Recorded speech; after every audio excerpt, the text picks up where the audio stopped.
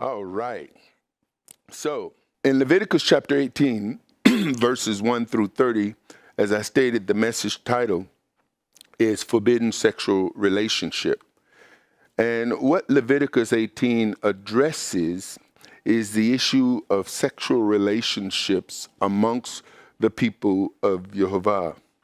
He warned his people not to conduct themselves in the ways the people had conducted themselves in the land of Egypt. They were also not to conduct themselves the way the people in the land he was taking them had conducted themselves in the land. And you'll see that this is why he will be referring to the land vomiting the people out, them defiling the land. In this portion of Leviticus, we'll address the various relations YeHoVaH forbade his people to engage in and the consequences for those who neglected to obey his commandments. In verse 1, it says, "And YeHoVaH spoke unto Moses."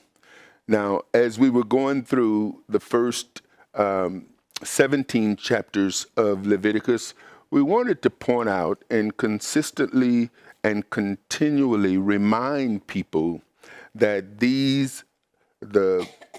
first 5 books, the books that are ascribed to Moses, that theologians and others call the Law of Moses, the Mosaic Law, that Moses wrote what YeHoVaH spoke. Moses wasn't in the mountain conjuring up laws. He was only scribing what YeHoVaH gave him to scribe so that he could deliver verbatim that which YeHoVaH spoke to his people. And so here in verse 1, it begins with YeHoVaH spoke unto Moses, saying.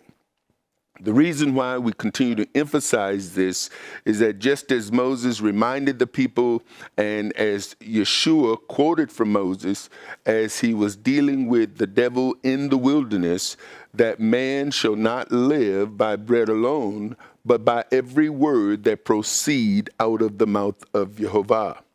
So when YeHoVaH spoke these words to Moses, those were the words of life that he was speaking to his people. And as we're going to see here in verse 5, that those who obey, those who do, they shall live in them. And we'll explain that a little bit more when we get there. In verse 2, it says, "Speak unto the children of Israel and say unto them, I am YeHoVaH, your Elohim." Now, it's interesting that he had to continually remind them who he was. That he continually had to tell them who he was, because if you remember earlier, and we'll see a connection even in this passage, that when Moses went up in the mountain, they conjured up or had Aaron make this golden calf, and they worshiped it and the other things that Aaron made, and then declared, "These are the gods that brought us out of the land of Egypt." And so YeHoVaH continued to remind his people who he was so that they would know. They continually forgot. I think that that's the same case we have in our lives today, that the only thing that I believe that keeps us grounded in our relationship with our Father who is in heaven is his commandments. "After the doings of the land of Egypt wherein you dwelt, shall you not do." Now, what he does here is he's telling Moses to tell the people, look, I saw how you lived in the land. Now, we don't see how the children of Israel lived in the land, but here's what we do see. The first opportunity they got when Moses went up into that mountain is they demonstrated what they had witnessed in the land. They had a feast. And in this feast was revelry. In this feast, they committed idolatry. And I suspect that what they did in that particular event was what they had witnessed and probably engaged in when they lived in Egypt. Because he's saying here, after the doings of the land of Egypt wherein you dwelled, shall you not do. And then, after the doings of the land of Canaan, whither I bring you, shall you not do. Now, this goes into that mindset when in Rome, you do as the Romans.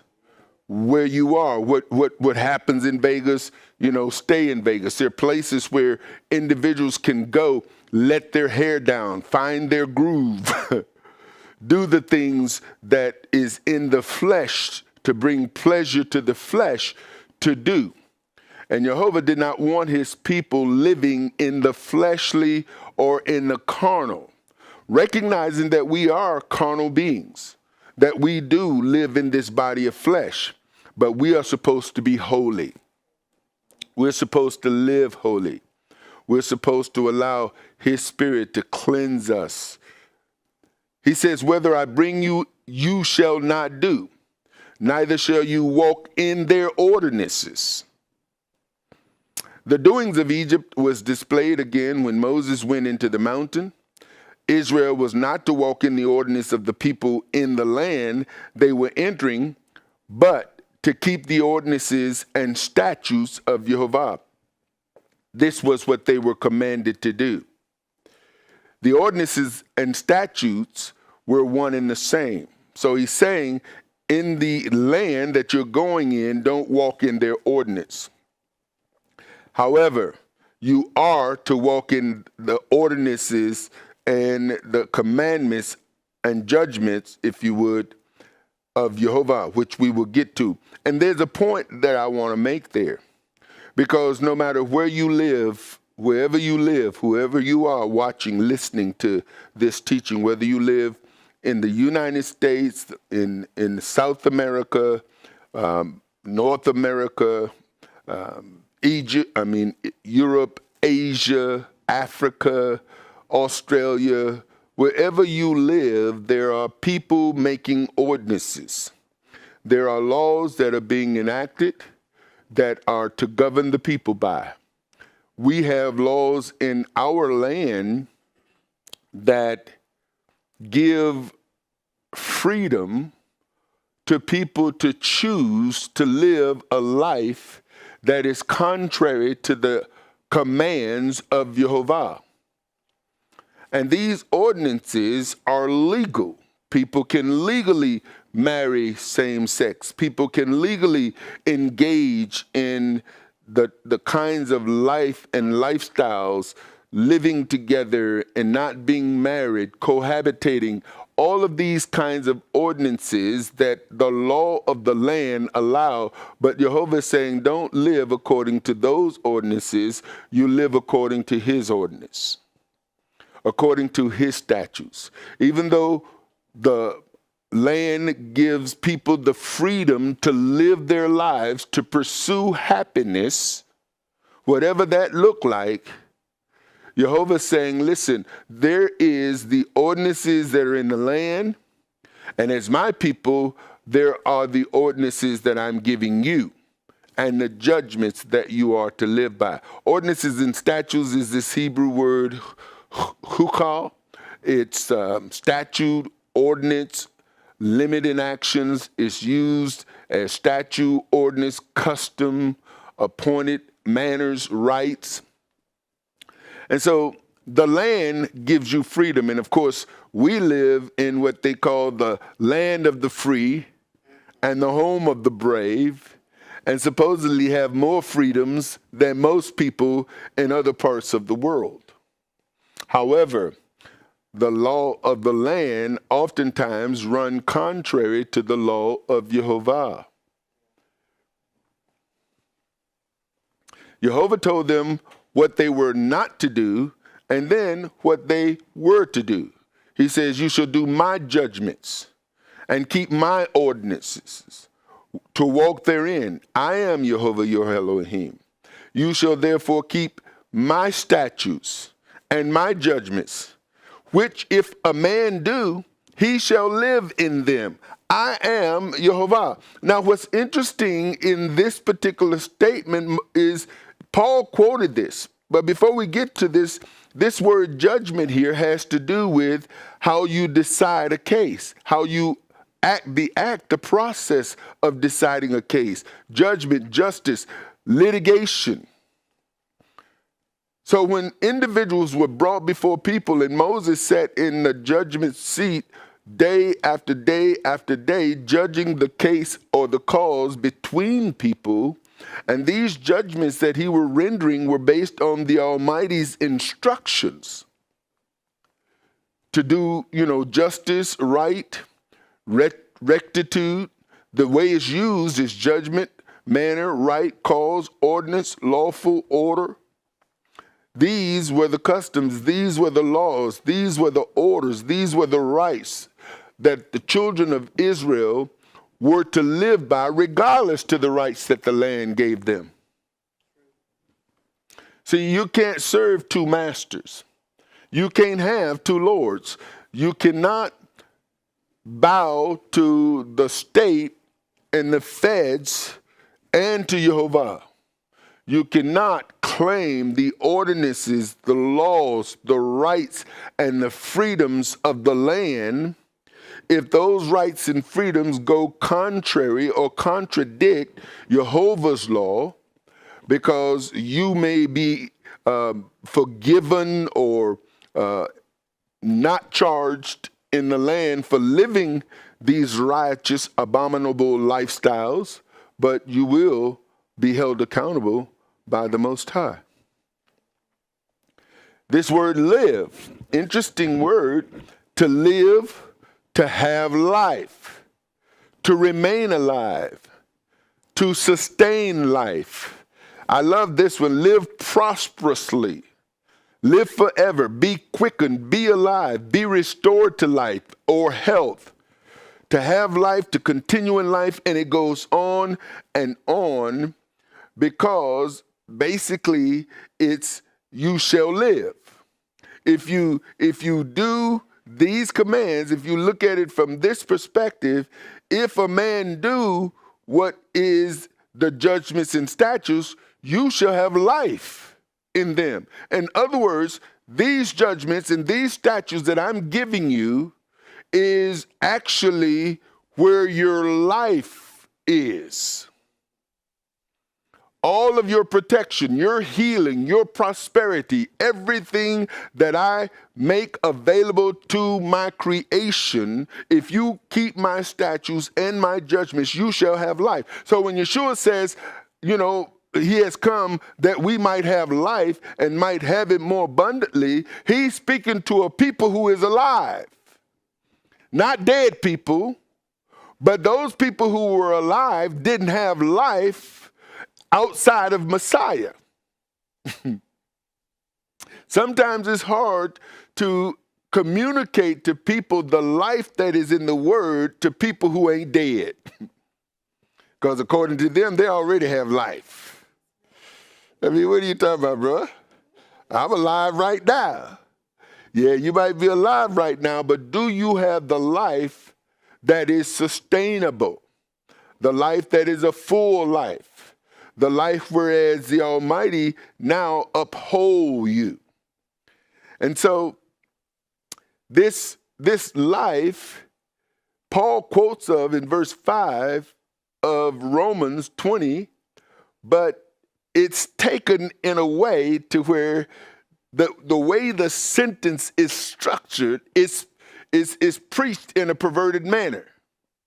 Because notice what he says, you shall live in.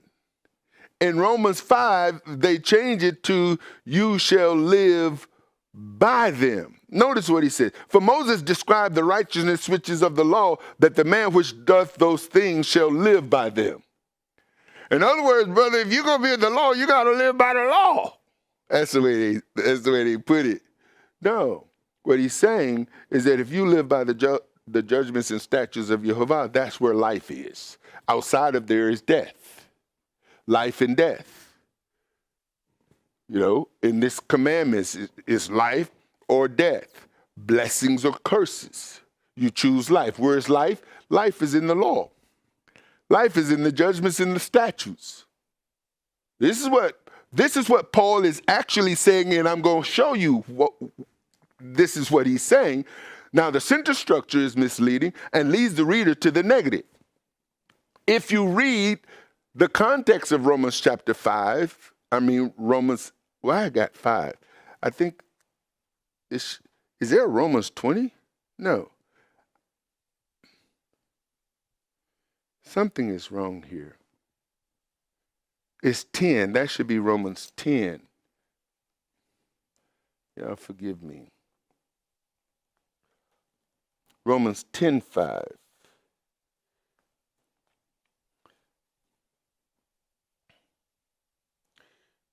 And then in the next part, it should, Romans 10:5.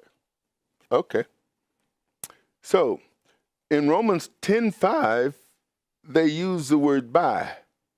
So Paul says in Romans 10:5, for Moses describeth the righteousness which is of the law, that the man which doth those things shall live by them.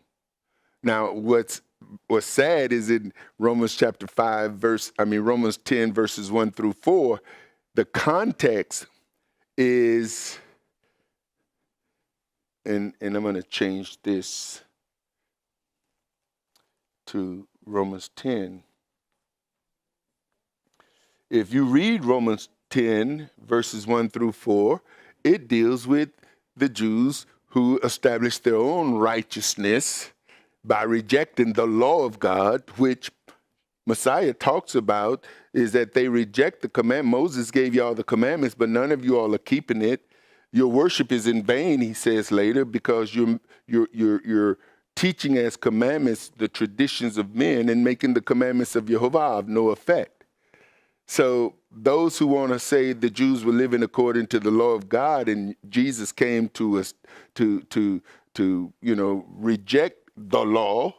No, he rejected the laws that they had established in their own righteousness. But I'll tell you, what Paul is trying to clear up, however, is perverted by the way it's taught. When you read Galatians chapter 3, verse 12, he speaks of it. Now, notice what he says. And the law is not of faith, but the man that doeth them shall live in them. Now, here Paul quotes Moses verbatim. The translators don't put the by in there, even though the word that is the Greek word for by also means in. Instead of using in chapter 10, verse 5, they used by. So it kind of throws it off just a tad.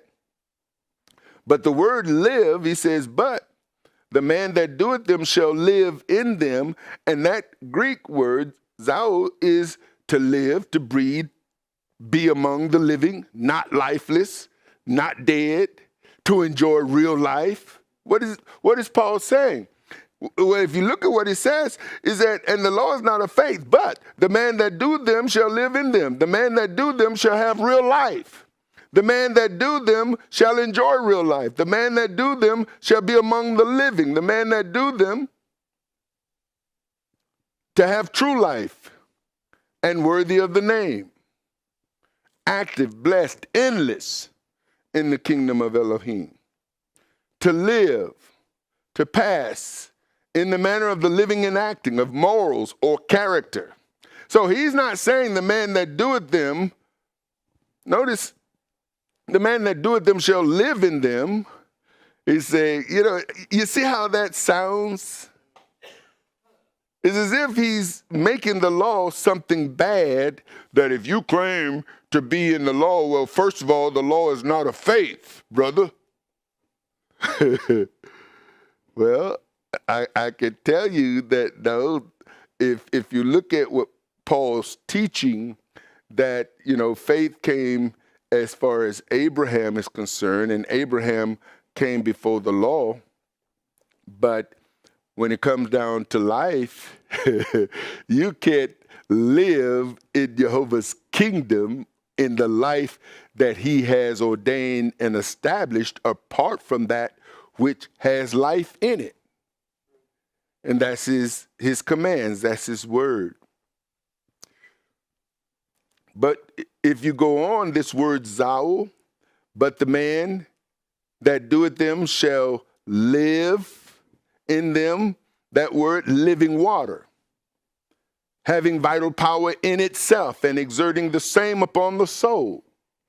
All of these words that is inclusive in this life that Paul speaks of in in Galatians chapter 3 and in Romans chapter 10:5, if a person understood the commands, the law, they wouldn't allow someone to pervert Paul's writings to assume Paul is saying something Paul ain't saying. However, back to Leviticus, this word uncover is to remove, to uncover oneself. It's interesting to disclose, discover, to lay bare. And the way it's used is someone is disclosing someone is laying bare, or someone is causing someone to be disclosed or to lay bare, to uncover. The nakedness here it's got some interesting words associated with the meaning: nakedness, nudity, shame, and this word pudenda. Now, I couldn't find a word matching. I mean, I found nakedness, I found nudity, I found shame, and Hebrew words for it, but I couldn't find this pudenda. If somebody can find it, that would be great. So I had to go outside of the Hebrew. The Webster defines a pudenda as the external genital organs of a human being, and especially of a woman.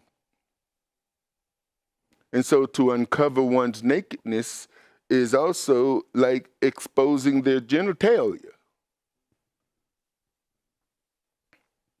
Isaiah used the word regarding shame. So shall the king of Assyria lead away the Egyptians prisoners and the Ethiopians. This is Isaiah 20 verse 4. And he says, he shall lead the Egyptians prisoner, the Ethiopians captives, young and old, naked and barefoot, even with their buttocks uncovered, to the shame. And so it has to do with the nakedness or the genitals being exposed and seemingly causing actions that will bring about shame. Seeing someone's nakedness, to see someone's nakedness is one thing. And when we go back to Noah and his sons, if you remember, his boys walked in backwards so that they wouldn't even see the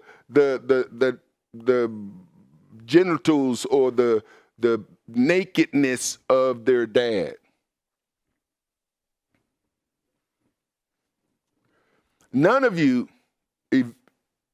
Leviticus 18:6, shall approach to any that is near of kin to him to uncover their nakedness. YeHoVaH says, I am YeHoVaH. Now, in this passage, nakedness is going to cover mostly the kinswomen, because the exposing of a man's nakedness is generally associated with his wife.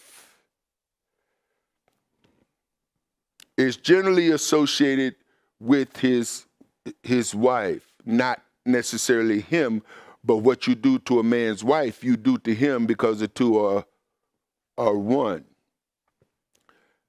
Same sex, it covers animals, the neighbor's wife, and the woman who is knit. So all of this is going to be addressed in these next few verses. Nakedness in regards to a man is, again, focused generally on the wife of the man. And this is what led some to believe that, Ham's son, Canaan, may have, because he was the one who was cursed, Noah didn't curse Ham, and there's all kinds of teachings about what that could possibly mean. But the bottom line is that it has led some to believe that whatever happened was not necessarily to Noah only, but to Mrs. Noah. And you wouldn't think that Father would have to instruct a man that he shouldn't have sexual relationship with his mother, or a mother or a father, they shouldn't have sexual relationship with their sons or their daughters. But the ways of the Egyptians and the ways of the people of Canaan, they were doing all kinds of perverted things. And even today, you would be surprised to find out that there are women who have sex with their sons. You wouldn't be so surprised to find out about men having. Why is it that people find it easy to believe that a man could have sex with his daughter, but a woman having sex with her son is just far-fetched? Why? Because you don't hear much about it. You generally hear about incest as it relates to father and daughter, but it happens father, daughter, mother, son, brother, sister, the whole gamut. The nakedness of thy father or the nakedness of thy mother shalt thou not uncover. She is your mother. So here it seems as if, as he's talking about the nakedness of the father, it has to deal with the mother. She is your mother. You shall not uncover her nakedness. The nakedness of thy father's wife, thou shalt not uncover. It is your father's nakedness. Now you see here, he's talking about the nakedness of the father's wife is uncovering the nakedness, the father's nakedness. Now, the deal here is that a man, father, could be remarried. So the woman that he is talking about here, the nakedness of the father, may not be the mother of the child, but the father's new wife. If the mom's deceased, or even if he's taken on another wife, because this was not uncommon. The nakedness of thy sister, the daughter of your father or daughter of your mother, whether she be born at home or born abroad, even their nakedness thou shalt not uncover. So a man's got a sister, his wife, his mother or father, had a child in another country, never met the daughter, come together, find out. And this has happened. I was reading some things just the other day to where a son invited his mother to his wedding, to his dismay, to find out that the woman he was marrying was his sister. He didn't know it.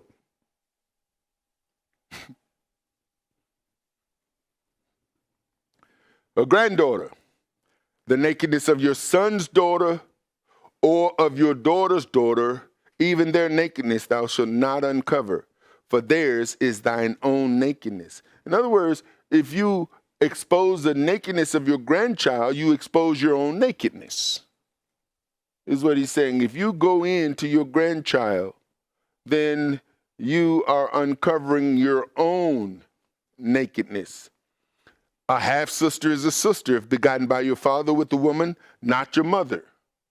Or a mother with a man, not your father. The nakedness of thy father's wife's daughter, begotten of thy father, she is your sister. You shall not uncover her nakedness. Aunts, you shall not uncover the nakedness of your father's sister. She is your father's near kinswoman. Thou shalt not uncover the nakedness of your mother's sister, for she is your mother's near kinswoman. Now again, it seems, why would Father be communicating this to his people? Well, he's dealing with an unholy people who have come out of Egypt and have adopted and adapted the ways of the Egyptian because that's all they've known for all of their lives. They were born in that culture. And now that he's bringing them out, he's saying, listen, I'm going to set you apart from all the nations of the world. Because not only were they living lifestyles in Egypt that Father was displeased with, but they were also living lifestyles in the land You remember when Joseph was in Egypt, the Potiphar's wife. I mean, now this is a man's wife trying to bed a servant. What kind of perversion is that? You see. Don't you even respect your husband? Your husband go to work to provide for you, and here you are trying to, have sex with the servant. Verse 14, you should not uncover the nakedness of your father's brother. You should not approach to his wife. She is your aunt. You should not uncover the nakedness of your daughter-in-law. She is your son's wife. You should not uncover her nakedness. And this perversion, brothers and sisters, because we live in a society, we live in a land, and it's not just this land or society, to where it's hard to trust a man in the company of a woman who is not his wife. You should not uncover the nakedness of your brother's wife. It is your brother's nakedness. Here we know that when it came down, and we've looked at a couple of cases, two in the past, Reuben went into his father's wife. Remember? That was forbidden. The way it was dealt with, it seemed like it was forbidden then because he lost his firstborn birthright. Now, it wasn't a law, but it seemed to have been practice because of the consequences of his action. The circumstance with Noah's son or grandson. It wasn't necessarily a law at that time, but there seemed to have been a practice because there were consequences. And here, John the Baptist lost his head because way into the New Testament, he confronted the king because the king had his brother's wife, which was a violation of Leviticus 18, verse 16. You shall not uncover the nakedness of your brother's wife. It is your brother's nakedness. A woman, her daughter, her son's daughter, or her daughter's daughter. And here you see, when you have a perverted person, you don't care who he does it with, because we're going to see there are people who are going to be, he's saying don't have sex with an animal. What? If a man will have a sex with an animal, who wanted he have sex with?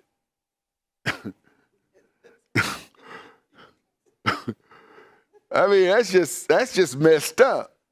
It is messed up, and people do it. Verse 17, you shall not uncover the nakedness of a woman and her daughter. Neither shall you take her son's daughter or her daughter's daughter to uncover her nakedness, for they are your near kinswomen. It is wickedness. And you see some of these stepfather situations. Married to the woman, she got a little girl, and there you go. See, Father's saying this is the kind of stuff that will cause you to be cut off, and to be cut off could be associated with killed, dead.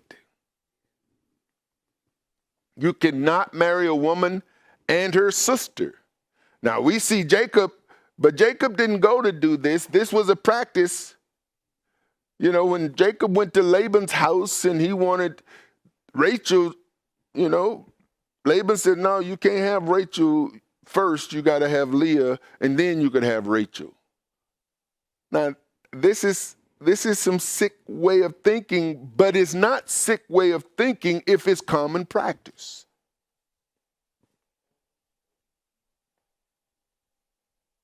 If it's common practice, there are Torah people who, they feel that if he's married to the woman and her sister who's married lose her husband, and now she's got children to raise, that if it's okay with the wife to take on the sister as a second wife, then this would be an honorable thing to do, but according to Torah, it's perverted and forbidden. And yet Torah-minded men, or who claim to be Torah-minded men, have no, they need to read Leviticus 18. Neither shall you take a wife to her sister to vex her. Well, if she agreed to it, it won't be vexing her. It may not be vexing her until you in her bed.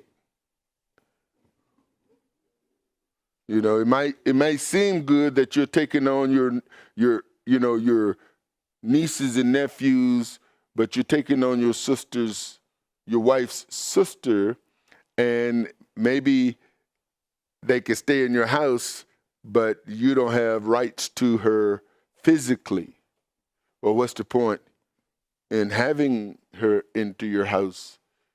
You see, people will, if it's okay with my wife and my wife is in agreement with it, well, what about what YeHoVaH says? Doesn't matter if your wife agrees with it or not.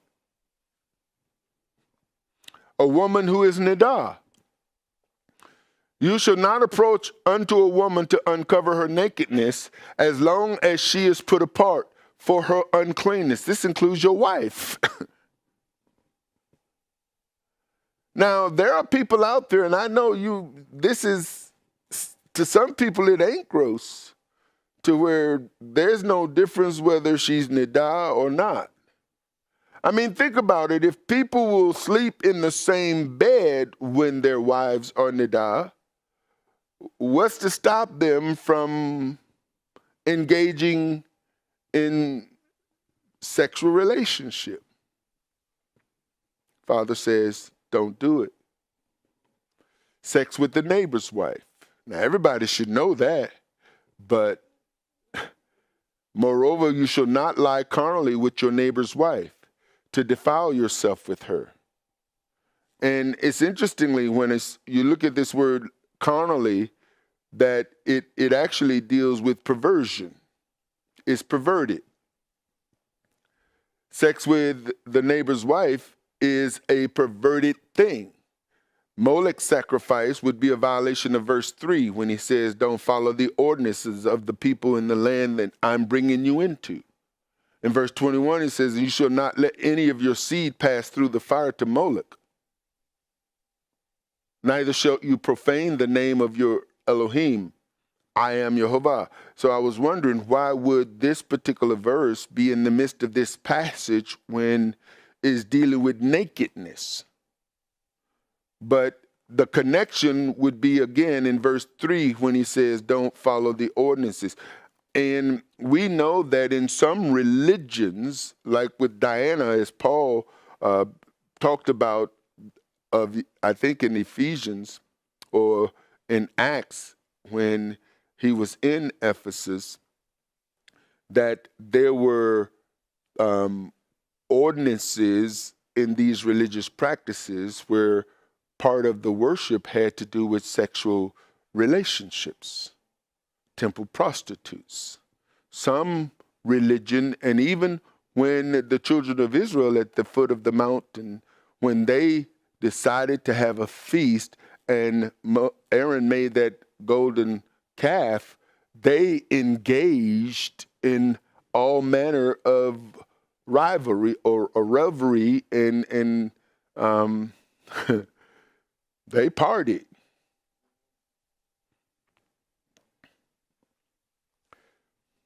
Same sex, verse 22. You shall not lie with mankind as with womankind. It is abomination.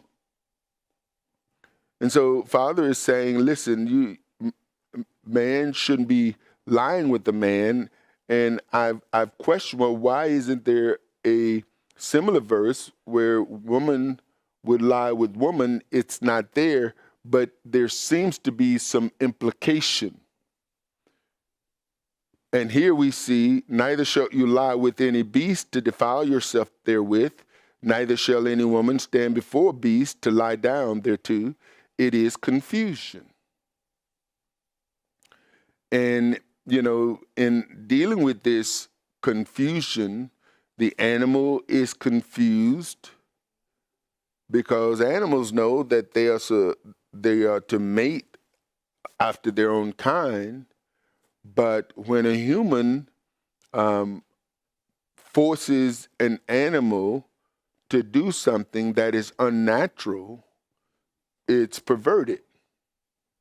It's so perverted, in fact, that, Father has to deal with it. And part of it is, as we're going to see in chapter 20 and elsewhere, that when certain things that are mentioned in this passage, the individuals who engage in it is going to be put to death. Now it doesn't deal with the putting to death in this particular passage, but there are words that allude to the death penalty that is associated, like when we get to the phrase cut off. The people of the land engaged in such practices, thereby they defile the land. In verse 24, it says, defile not ye yourselves in any of these things, for in all these the nations are defiled, which I cast out before you. So as Father had to deal with the Egyptians, first of all, and then bringing the children of Israel out of Egypt, the land that he cast the people out that, were before him. And we're going to see, he's going to cast out Amalekites and Jebusites and all types of other ites from the land. And then for them not to adopt their practices, to drive them all out, not to allow their sons and their daughters to engage with them, not to have any dealings with them. Because when you begin to intermingle and interact with the people of the land, then you begin to adapt and adopt the practices of the people of the land. The way it works in America is you have individuals who are believers, they are religious people, but they are tolerant. They are tolerant to people who live lifestyles that are contrary and may even engage in friendships and relationships with these individuals. They are accepting of people who choose to live those kinds of lifestyles. They will advocate on their behalf for their rights. They will march. They will be out there marching, as we've seen some of the different protests that have taken place across the nation for a variety of reasons, whether it be murder, police brutality, same-sex LGBT, abortion rights, or abortion advocates, all of these folks who want the rights and freedoms, whereas in many cases, the rights and freedoms that they are advocating on behalf of people they know are they're directly opposed to the law of YeHoVaH. But when a people cast off the law, when the people throw away the law, or when the people say they're not under the law, grace now gives them the freedom to be tolerant and even to advocate for things that the Almighty is opposed to. In the name of Jesus.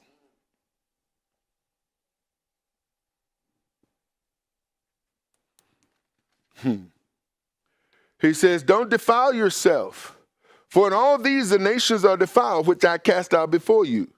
and the land is defiled. The land is defiled. Therefore I do visit the iniquity thereupon it, thereof upon it, and the land itself vomit out her inhabitants. When you begin to look at what Paul talks about, how the earth groans, creation groans. All of creation is groaning because there's such a perversion in the earth. And the people of YeHoVaH, they're waiting on the sons of God to manifest, to be revealed. They're waiting for people to stand up for what the Almighty say and to proclaim it. And if you begin to proclaim the law and speak boldly about Jehovah's ownership of the land, then you begin to experience what Scripture talks about, the persecution. The world around you saying, hey, you don't have to advocate for it, but just keep your mouth shut. Okay, you don't want to come out here and march. You don't want to protest. You don't want to advocate for the freedom of the people, for we the people, for all of our freedoms that are granted to us by God. We're endowed with these freedoms by the Almighty himself. Who said that? The Constitution.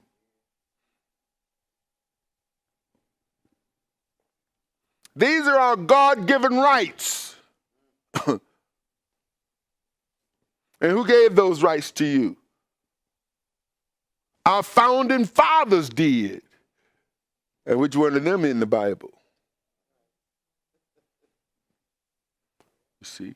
The founding fathers, yes, they gave these freedoms, they gave these rights, but if those freedoms and rights are opposed to YeHoVaH, you have a statute conflict.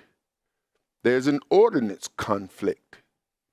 Now you have to decide which side of the fence you're on. See, when you remove the law, you can straddle the fence. The law removes the straddling.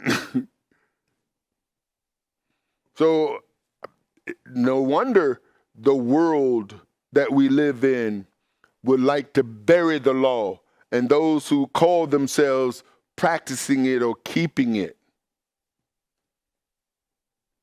But see, the land is groaning. Nature itself knows things ain't right. The children know things ain't right until you pervert them. These children know. They see. They got eyes. In fact, nature in itself, when a child is born, that child comes already endowed by the Almighty as to who it is. You don't have to teach it to nurse. There's certain if there's certain things, just like animals, insects, creatures in the water, birds, everybody, everything that comes in the earth knows its kind. And the only time it doesn't know its kind is when it's abandoned. If a baby is abandoned and taken by someone else, taken by some other species, where you see one type of animal raising a different kind of animal that was abandoned by its parent, but that animal and even those children is going to start noticing some stuff. They're going to see they different. They're going to see that they ain't like their siblings and their parents. They're going to begin to say, hey, something ain't right here. Now, they may not know, but eventually the inquisitiveness of that child is going to start asking the right questions that people are going to have to give them some answers. The same thing in the animal kingdom. That's the way Father created. It's the natural order. He says, the land is defiled, therefore I do visit the iniquity thereupon it. The iniquity here, avon, perversity. So the land is defiled. Its iniquity is defined as being perverse, depraved, guilt of punishment. And here, the usage, iniquity, punishment, fault, iniquity. So it works in the sense that, okay, here is the iniquity, and then you've got the consequence of, or punishment for the iniquity. And so Father is saying, listen, the land knows. Now, as I read through, these passages, the land gets sick or the land gets healthy by who occupies it. Why? Because Father says, hey, here's the way now he doesn't necessarily explain it like this, but he says, listen, here's the way the land is supposed to work. Just as I give you rest, I tell you to let the animals rest. I tell you to let your servants, your slaves, your men servants, your maid servants rest. I also want the land to rest. Everybody rests. Why? It needs to be replenished, rejuvenated. The land, if it's overworked, is not going to yield its fruit. And if it does, it's going to yield a less effective or a fruit that is not necessarily properly nourished, nor will it give proper nourishment. Anything that is overworked, not allowed to rest, is going to begin to break down. From all things that live on the land, even the land itself. Vomit here is to spew out. The land is going to spew out. The land is going to stop yielding. Just like Father told the man and the woman, by the sweat of your brow now, you're going to have to work this land because it's not going to yield to you like it was yielding to you when you was in the garden. It's going to take a lot of work.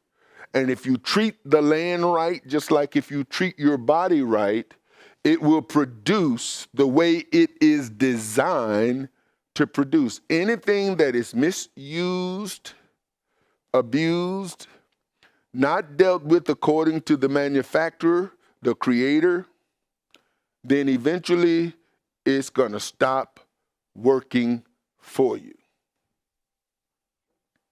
Engaging in the activities mentioned in this passage defiled the land, and therefore those who engaged in such practices had to be removed from the land. The practices mentioned in these passages are referred to as abominations. In verse 26 it says, "You shall therefore keep my statutes and my judgments, and shall not commit any of these abominations." So it wasn't just an abomination for a man to lie with a man like he would lie with a woman, or to have sex with an animal. He's referring to many of the practices in this passage as abominations. Neither any of your own nation nor any stranger that sojourns among you. Don't do these things. People of YeHoVaH, don't do these things. Don't practice these things. I don't care what anybody say. I don't care if folks are in agreement. Just because you and your wife is in agreement don't mean y'all right. Sure don't mean you're right. You just agree to do wrong together.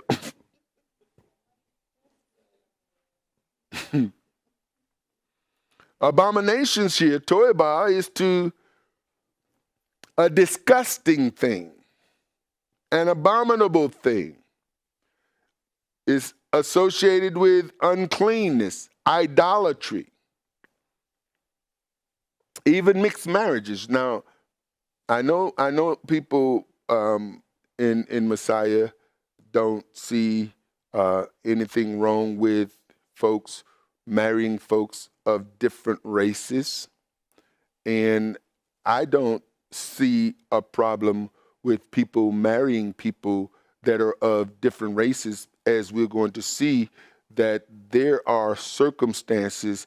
If a person now agrees to sojourn, to become part of the community, to begin to live according to the statutes and judgments that the Almighty has ordained his people, then we can see how those individuals can now, even though they may not be Hebrew, but they're living according to the law, even though they're a stranger, because there's one law for the natural born and for the stranger. If the stranger agrees to live according to these rules, to these laws, to these ordinances, then mixed marriage is not a problem. It is a problem, as it was for Solomon and others, because those mixed marriages were with people who did not necessarily submit to the religious practices or faith or holiness required by YeHoVaH.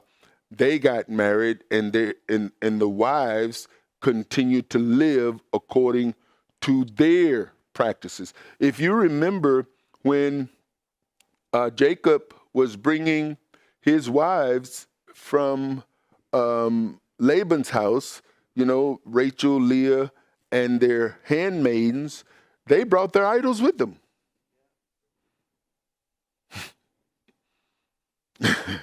They brought them with them. In fact, Laban accused him of stealing his.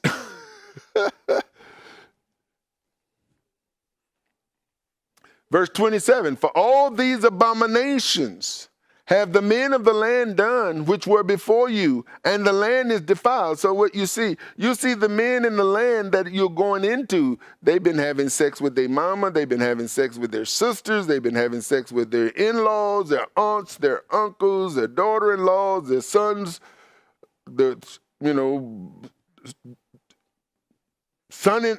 all of these types of relationships. He's saying, these are the abominations, that the land spew not you out also. Now, it seems that when he talk about the fullness, was it the Amorites or the Amalekites? I think it was the fullness of it was one of those ites. And Father's saying that what? I think it was the Amorites, that the fullness of their iniquities or their issues had not yet come. But the people, remember, the land of Canaan was occupied before the Israelites were brought in. And they had to be driven out. Why? Because they defiled the land. That's what he's saying here. For all these abominations have the men of the land done, which were before you, and the land is defiled. So Father is bringing them into a land that is defiled, but they are the ones who will restore the land simply by keeping the statutes and judgments of YeHoVaH. So any Torah observant person who purchased land, it may not be the law of the land for you to let the land rest. It may not be the law of the land for you to observe what is required when it comes to planting trees. You may not want to allow the tree to produce and you not eat its fruit until the 5th year. You may decide that you're not going to follow these practices. You're not going to follow these ordinances. But understand that just because the land doesn't have an issue with it, Father does. He expects his people to follow his judgments, to follow his statutes, no matter where they go. There are people saying, well, we're not in the land. We can't do all this stuff. Well, yes, you can. There are things that you can do in the land that, Father, if you say he blessed you with that land, if you say he blessed you with that property, if you say he blessed you with that house, with that car, if he blessed you with it, then you are under his jurisdiction in it. Whether you choose to or not, but if you choose to, then what you have is him honoring you. If you choose not to, then what you're going to have is a different situation altogether. And of course, that's on you and your choice as to how you are going to live. So he says, don't do that, that the land don't spew not you out also. Because if you come into this land and you do the things that they did, guess what? Just like the land spewed them out, you will be spewed out when you defile it, as it spewed out the nations that were before you. For whosoever shall commit any of these abominations, even the souls that commit them, shall be cut off from among their people. And here's one of the, I just felt like, okay, I thought I understood cut off. I believed I understood cut off to be separated from the people, to be separated from God, but it also could mean to eliminate, to kill. So this word karoth, to cut off, cut down, cut off a body part, cut out, eliminate, kill. It even goes into cutting off a body part like beheaded, to behead.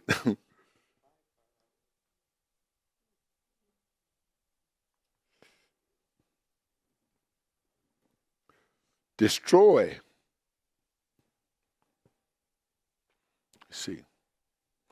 And so he says, the people who do these things, for whosoever shall commit any of these. And again, in this particular passage, it doesn't say if you do this, you and the person who did it shall be killed. But when we get into chapter 20, we're going to see a lot of the things in chapter 20 that people were given the death penalty for is found right here in chapter 18. Therefore shall you keep mine ordinance, that you commit not any of these abominable customs which were committed before you, and that you defile not yourselves therein. I am YeHoVaH, your Elohim. And so I believe that brings us to the conclusion of Leviticus chapter 18.